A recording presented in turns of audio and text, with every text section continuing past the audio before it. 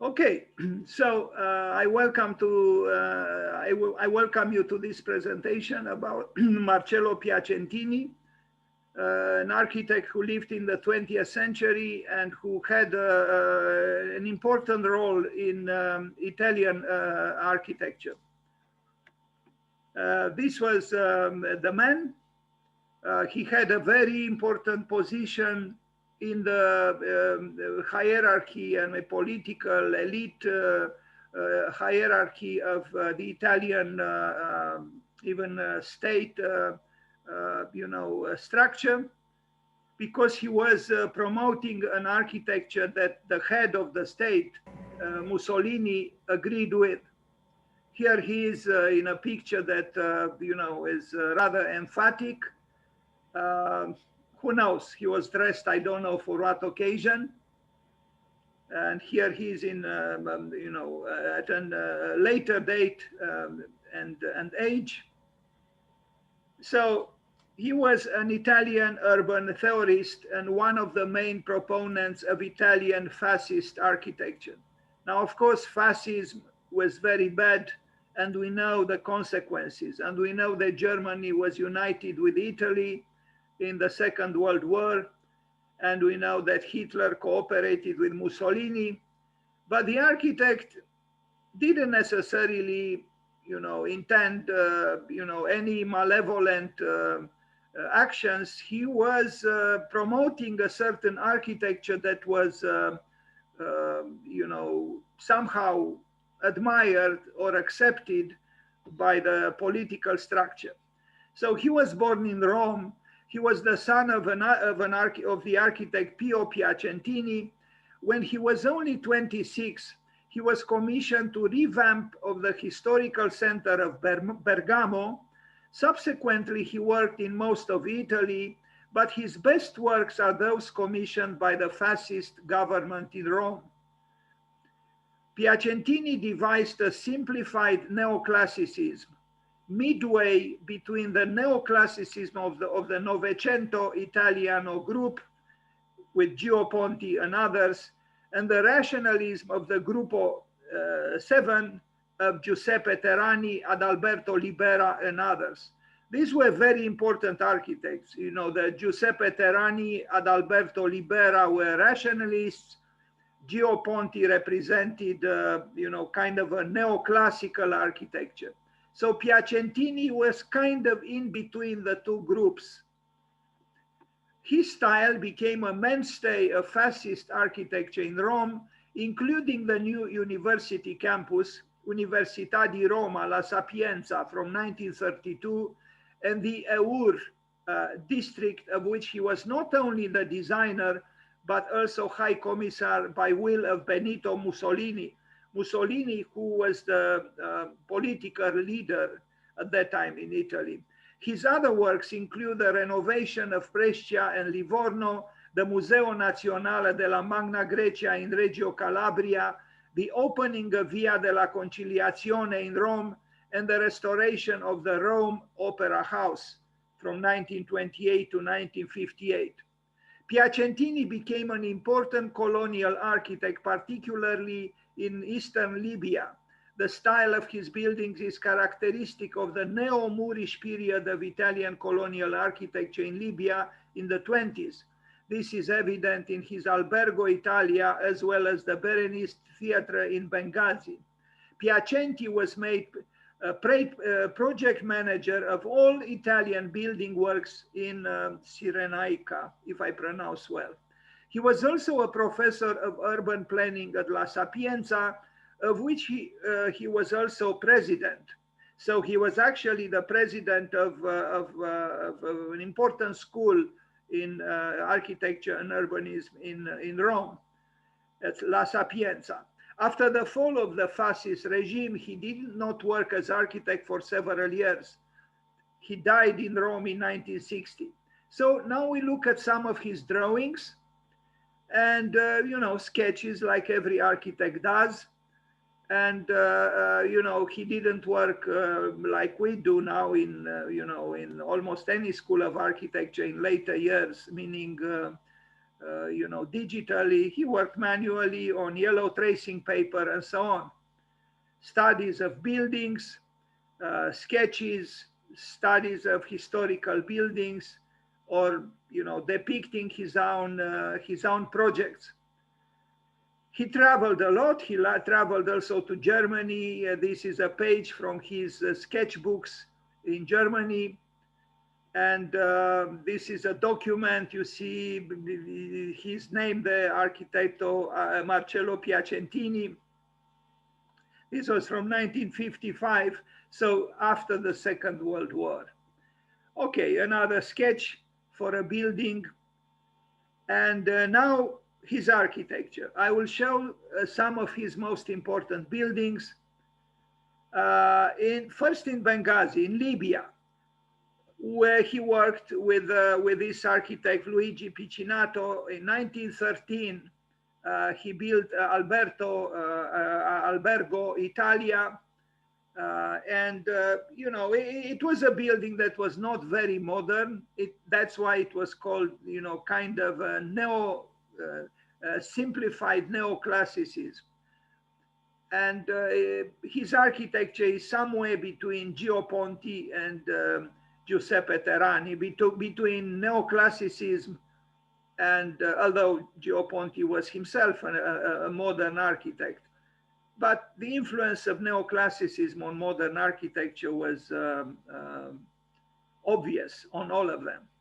This is the Central Railway Station from 1916, also in Benghazi in Libya by Marcello Piacentini.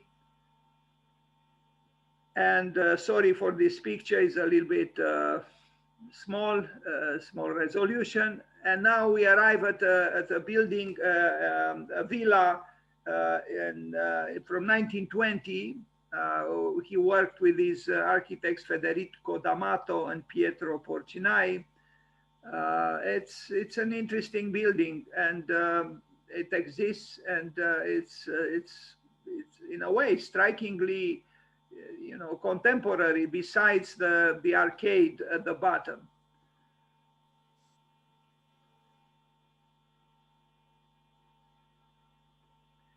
Now, the interior of the city hall, but I don't know if I have pictures here. No, I didn't. I couldn't find. The Berenice Theatre from Benghazi, Libya, 1928. I also don't have pictures, but I do have pictures of this Victory Monument from 1926 to 1928. It's a, you know, historicist triumphal arch. It's a monument, a heroic monument, you know, and I personally like it. I think it's both looking towards the past and looking towards some kind of a present. But it's monumental, it's symmetrical, it's powerful, and it does show, you know, the strength of architecture when it is built with conviction.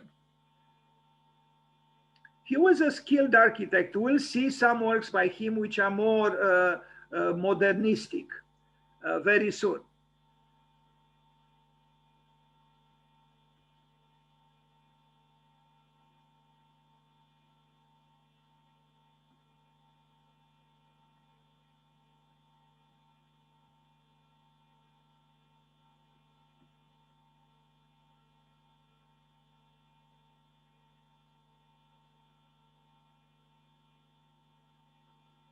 Okay, now Brescia again, 1927, 1932, Piazza della Vitoria.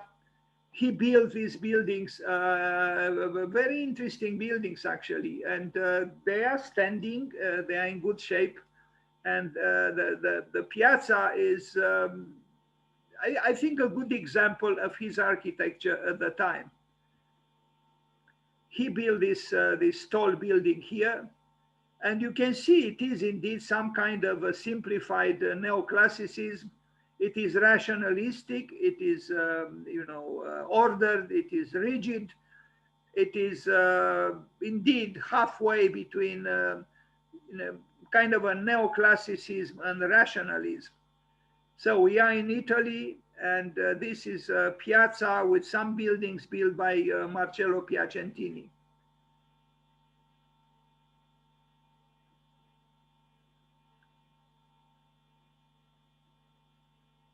He loved the arches. He loved, you know, the arcades. Today, very few people work with arcades or with arches, but at that time, they were more used, and he was certainly one of the architects who did so.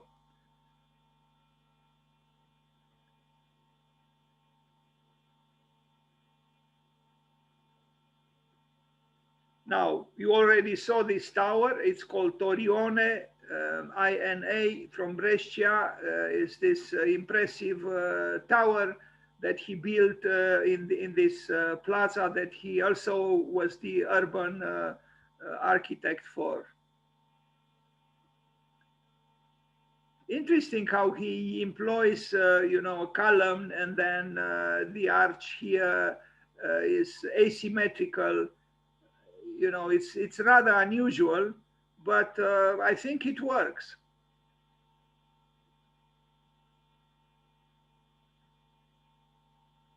And you see, he uses bricks with a certain ornamental design. Ornament is important in architecture. We banished it from modern architecture, but it has its value. And here the wall is not simplistic, it's not blunt, it has a texture.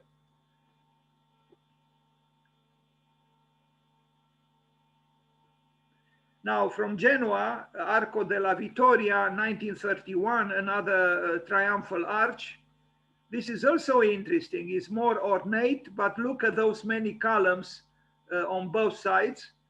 And I think it's well designed. Yes, it's historicist. Yes, it looks towards the past, but it has a presence which derives from the talent of the architect and his devotion to this theme. So again, Piacentini, you know, about 90 years ago, he built this in Italy. This was before the Second World War.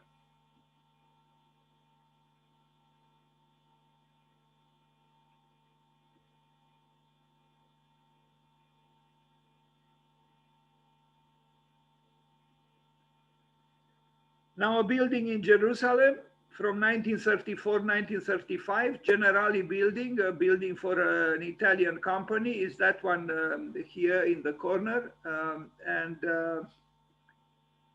You know, again, it's a building which has a certain, you know, the solidity, the rigidity of the wall and the texture of the wall makes it, you know, tactile, it makes it tectonic. And the lion at the top, which is a symbol of power, but maybe it was also a symbol of, you know, of the Italian company that was housed in this building in Jerusalem.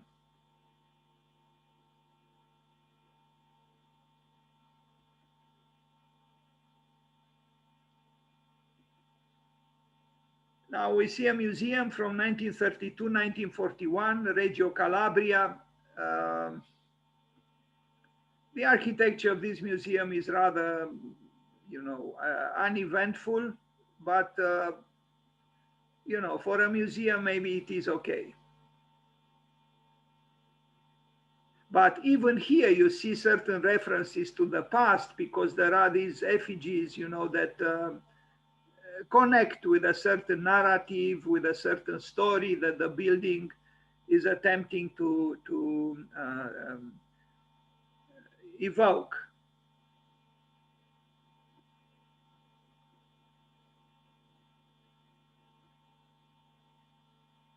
Now the interior, maybe it received some changes over time. It seems very modernistic. It's possible. Now this church is very interesting. I personally think is one of his best works, if not the best. The Church of Sacro Cuore di Cristo Re is from 1920s, 1934. Yeah, it's symmetrical. Yes, it's you know, in a way rigid, but I think it has a monumentality, an intrinsic monumentality that is to be appreciated. The interior is modernistic. That's not how, you know, especially in Eastern Europe, we envision churches. But this is a church, you know, in Italy, and Italy assumed modernity in various ways. Um, so from 1920s to 1934, this church was built. And it is, I think, a good representative building for Piacentini.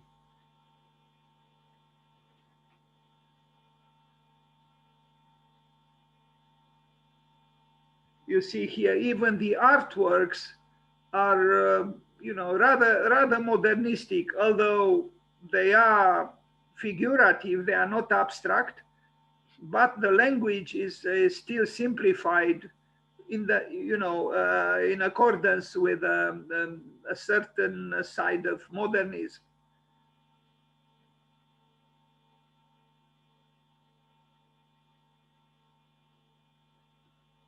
So this building, if the pandemic goes away and you'll travel to Rome, you can see this building in Rome.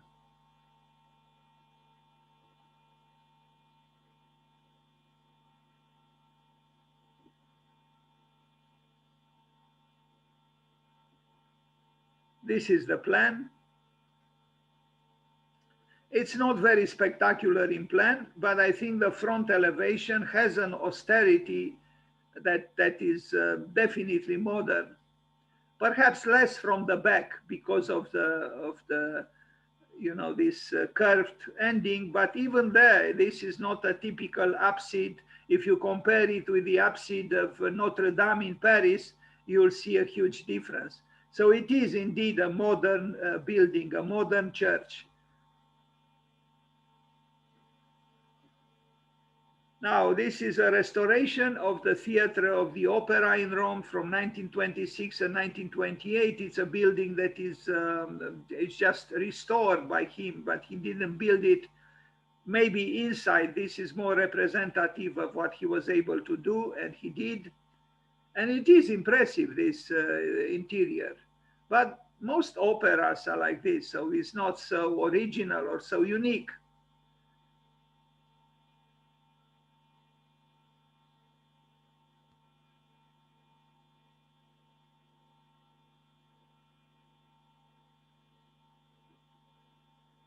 Now, he did the planning for the University of Rome from 1935 for Sapienza. It's quite a large campus. And he did some, I imagine he also did the designs for some of the buildings, and he did the urban planning. He taught also at Sapienza the urban theory or urban planning. This is a, you know, a very large university campus in Rome, and you can see in the site plan.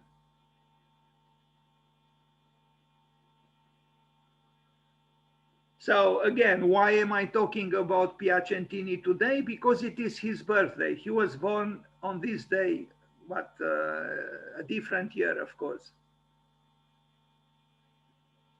Now, this very important street or via or boulevard or avenue in Rome, which goes straight into San Pietro, the center of, you know, Western, at least, Christian spirituality or religion. He did that.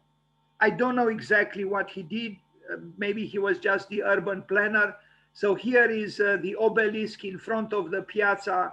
I mean, in the piazza designed, you see the colonnade of Bernini here. And so this, he was in charge with this avenue, which is called Via della Conciliazione, 1936, 1950. And from the other side, you can see San Pietro. You see, it's right here. with Maderno's facade, and then Michelangelo in the back. And anyway, it's the center of the Christian power in the West. So Piacentini was in charge with this via, with this avenue. I don't think he designed all the buildings. Maybe he didn't even design the buildings, but this was modified in that period of time, and he was the architect, the urbanist who did so. It's a very important, street or avenue or boulevard, because it goes right towards San Pietro. You see very well in this picture.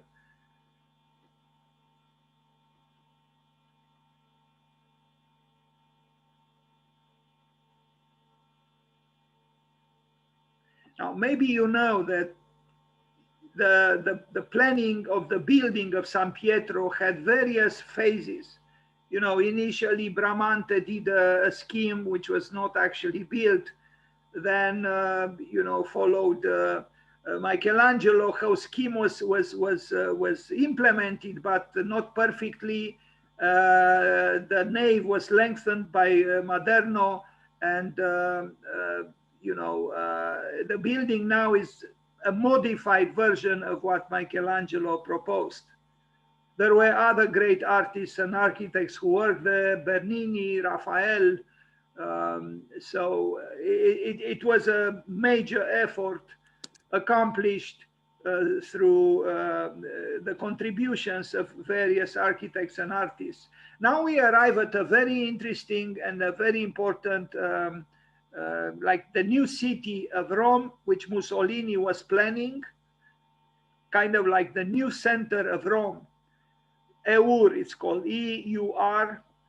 And let me see, I have some, I will read you a short text here. So the Eur district of Rome, the interrupted dream of Benito Mussolini, just like Hitler, he wanted to create a new city.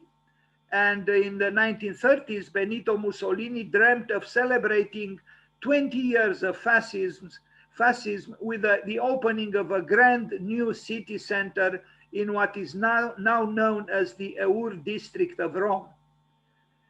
The vision of the Eur district of Rome started with a proposal from the governor of Rome, who wanted to host the World's Fair in 1942. Mussolini liked the idea and saw it as an opportunity to celebrate the 20th anniversary of the March on Rome and the beginning of the fascist era. And for this purpose, he wanted to build a shining new city of permanent building designed by the most prominent Italian architects available, with green recreational areas, modern infrastructure, and monumental buildings. The new city center should last eternally as an updated version of the Rome's historical center. This is what Mussolini wanted.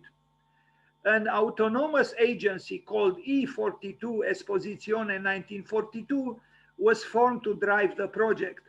The agency, owned jointly by the municipality of Rome and the Ministry of Economy, later changed its name to EUR as an abbreviation for Esposizione Universale Roma, and they started to develop an area of 4 square kilometers in the southwestern outskirts of Rome, with the help of such architects as Marcello Piacentini, who also designed Il Torione in Brescia, and you saw that tower, and the rationalist Giuseppe Pagano Pogacnik. And this, this is a seminal important building in this section of Rome, the district of Eur. We have to have an obelisk here as well. The Palazzo della Civiltà Italiana is this one, adorned with some sculptures, because we are dealing with Rome, and Rome has, as you know, a very old and significant history. The building is powerful, is both looking towards the past and looking towards the future or the present. You have these arches, There is repetition, there is rhythm, but there is a monumentality which is not very common these days. But at that time, because of the political regime, it did mean something. So this is in a way the new Rome, the vision of a new Rome or Roma.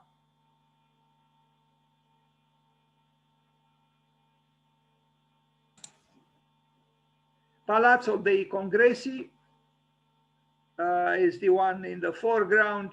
You see here, a balcony from where the Mussolini or the leader was supposed to talk to the populace, to the people. So it was an architecture infused with ideology, political ideology.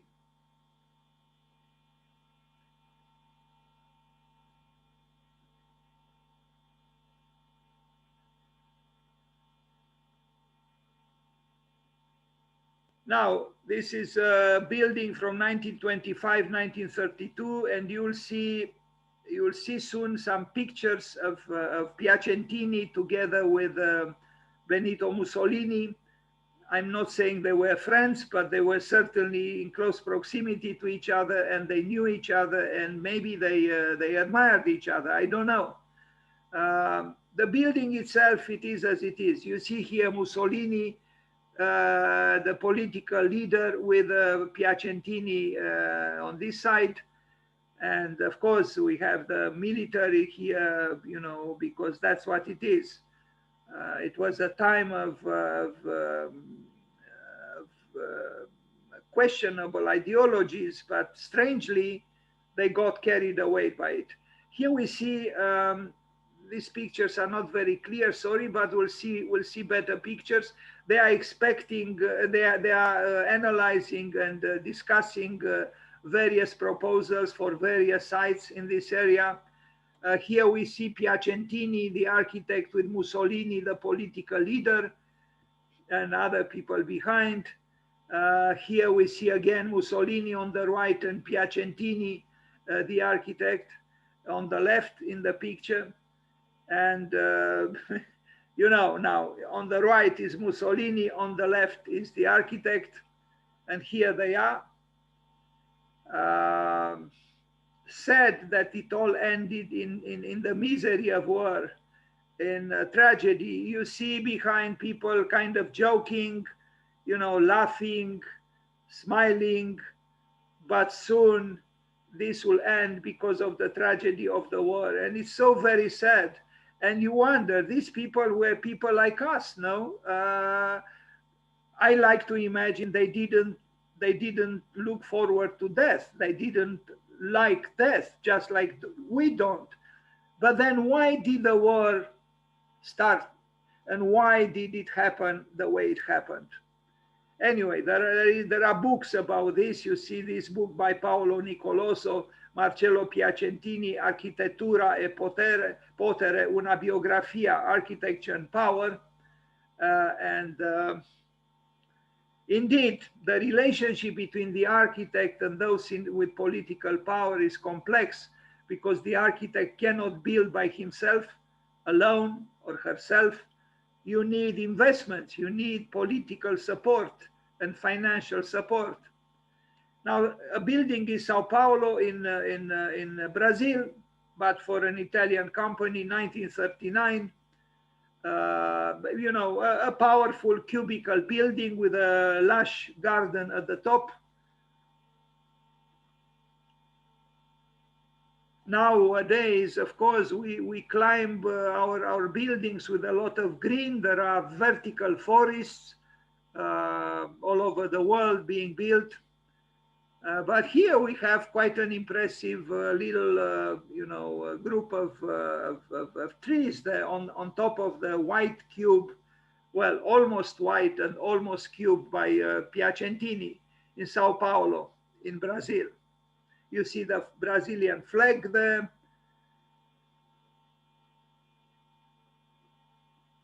Now, Teatro Sistina in Rome from 1946 to 1949. He did the work at the interior, And, you know, it's a theater, maybe not exceptional in terms of architecture, but, you know, it was again some kind of a restoration that he worked on. I imagine he had some difficulties to find work after the war because of his association with fascism. Fascism. So the Capella Universitaria Divina Sapienza, this is a chapel he built for the university in Rome, and it's you know almost neoclassical building, but it has also a certain how to describe it. The rhetorics of the building are you know connected with some kind of neoclassicism or visionary neoclassicism, like let's say of Claude Nicolas Ledoux and Boulez. So this is an existing chapel that that was built on the site of the University of Rome in Sapienza, or at Sapienza.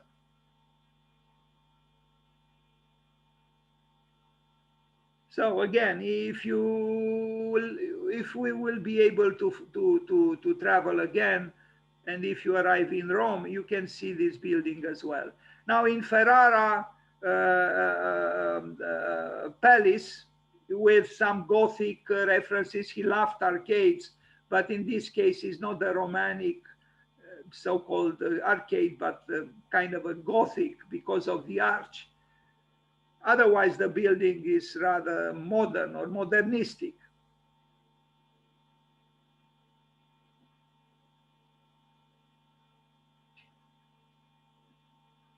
And now we arrive at a very interesting work that he built together with Pierluigi Nervi, the great engineer. I would say it's more the work of Pierluigi Nervi, but officially he is one of the authors of this important palace for the sports from 1960. Remember, Piacentini died in 1960. It's a great engineering here because Pierluigi Nervi was a great engineer. In fact, he was more than an engineer. He became an architect because of the aesthetics and the quest for beauty that he had through his structures. It's a very large building. It was modified in recent times, and we'll see pictures of it.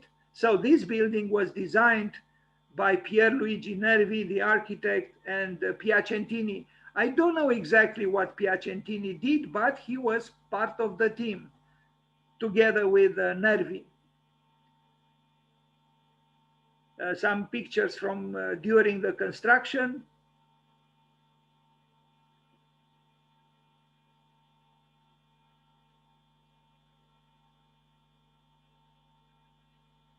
Now here we already see the building modified, and you'll understand what happened. These beautiful, you know, sloping columns were part of the original proposal by Nervi and the way it was built.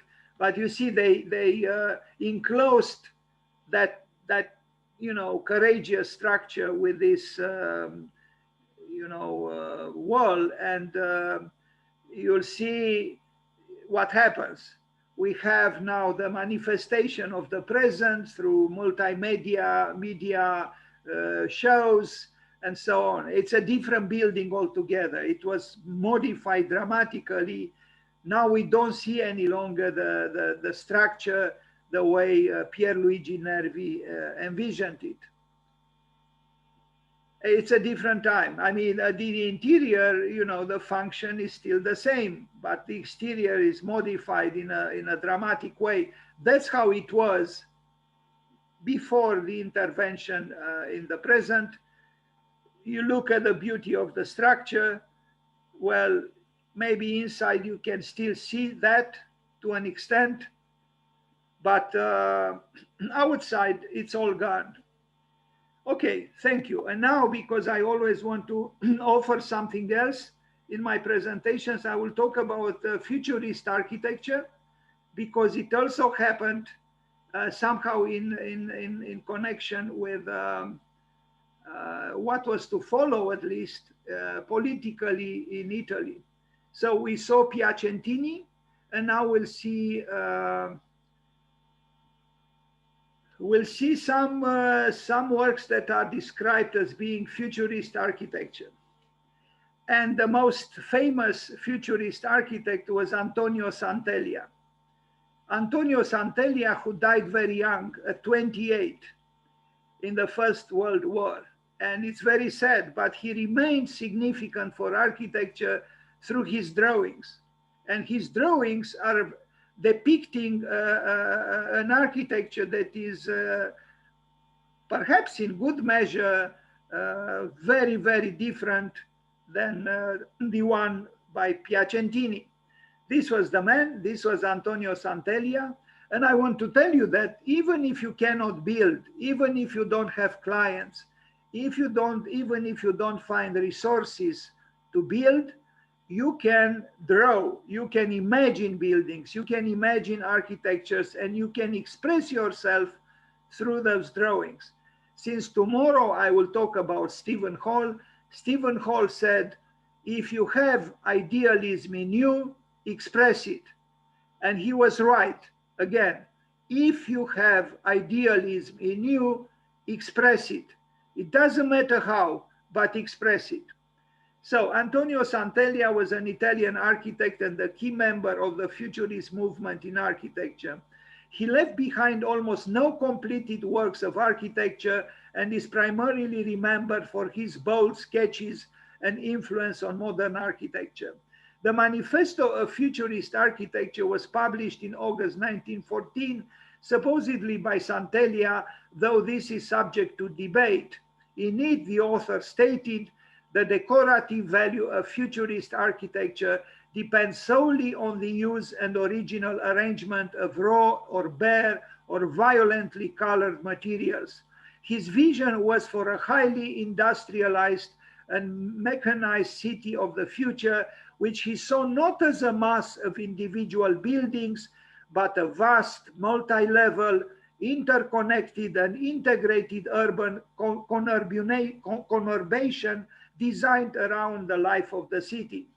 Between 1912 and 1914, influenced by industrial cities of the United States and the architects Otto Wagner, Adolf Loos, and the Genoese architect Renzo Picasso, he began a series of design drawings for a futurist Città Nuova, new city, that was conceived as a symbol of a new age. Many of these drawings were displayed at the only exhibition of the Nuove Tendenze group, of which he was a member. Exhibition in May-June 1914 at the Famiglia Artistica Gallery. Today, many of these drawings are on permanent display at Pinacoteca Como's Art Gallery. And now you see some of his drawings. And I say it again, if you have a vision, if you have some dreams of a certain architecture, draw. It doesn't matter how you draw. You can draw manually, just like Antonio Santellia. You can draw digitally. You can write. You can do many things, but express what is within yourself. So all these drawings are famous in the history of architecture because they represent the architectural vision of Antonio Santellia, this young architect who died at 28. It was a belief in modernity. It was a belief in movement. It was all about movement. This is what Futurism was about. They believed in the future, in a dynamic, very dynamic future. Now, maybe we don't believe any longer in that kind of future, but Santellia did, and he was not the only one. His drawings are exquisite. They do represent dreams, they do represent visions, but they are drawn in a very rigorous way. Most of them. He also has sketches like this, that these are preliminary sketches. But these are also convincing in terms of, the force of the ink drawing.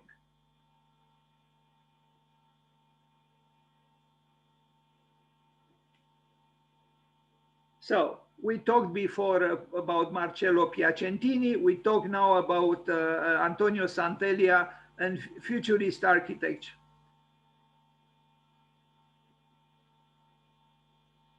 They were searching for a monumental architecture, an architecture that belonged to its time, that you know, promoted dynamism, you know, the spectacle of modernity with you know, high speed circulation was very important for the futurists.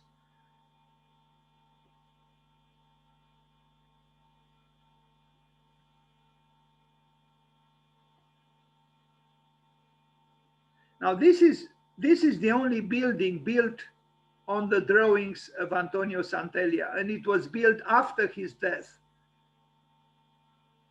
But this was the drawing based on which the building came into being, and you are going to see it now. It's called Monument to the Fallen, is this one. So this building would not have been if the vision, the drawing of Antonio Santellia would not have been.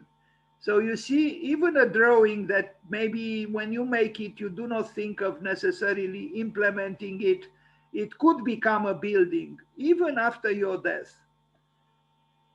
It's a powerful building. Of course, it's a monument, but it does have force.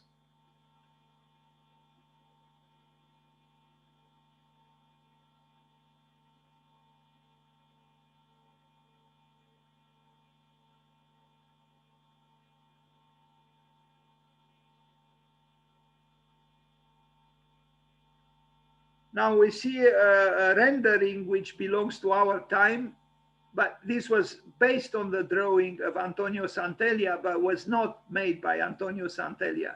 This is a rendering done with the means at our disposal these days. There was, when there was the centenary of centennial of Antonio Santellia, there were several publications that came into being about him. You see Antonio Santellia, Visione Regola, all'origine del progetto, l'architettura del suo tempo, all kinds of either books or exhibitions happened. Antonio Santellia, Il futuro. Please be kind to turn off the microphone because there is a background noise. Thank you.